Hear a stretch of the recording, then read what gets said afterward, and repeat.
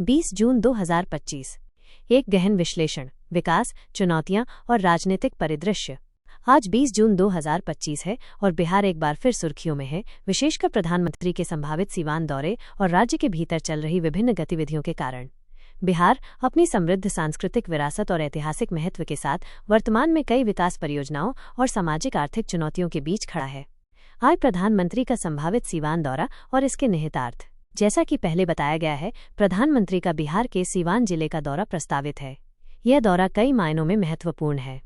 संत शिरोमणि रविदास सम्मेलन। प्रधानमंत्री का संत शिरोमणि रविदास सम्मेलन में भाग लेना एक महत्वपूर्ण प्रतीकात्मक कदम है।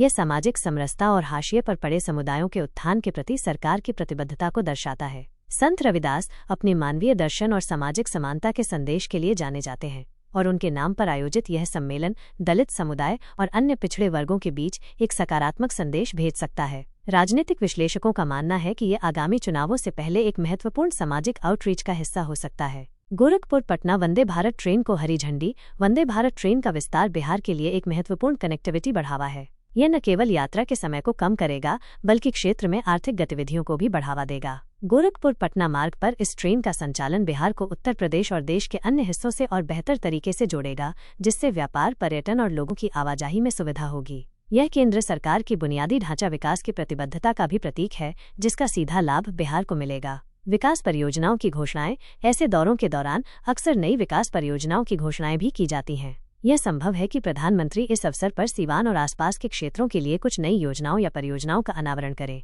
जो स्थानीय अर्थव्यवस्था और रोजगार सृजन को गति प्रदान करेंगी। 2. बिहार में मानसून और कृषि पर प्रभाव। इस समय पूरे भारत की तरह बिहार भी मानसून की शुरुआत का अनुभव कर रहा है। कृषि पर निर्भरता। बिहार की अर्थव्यवस्था का एक बड़ा हिस्सा कृषि पर निर्भर करता है।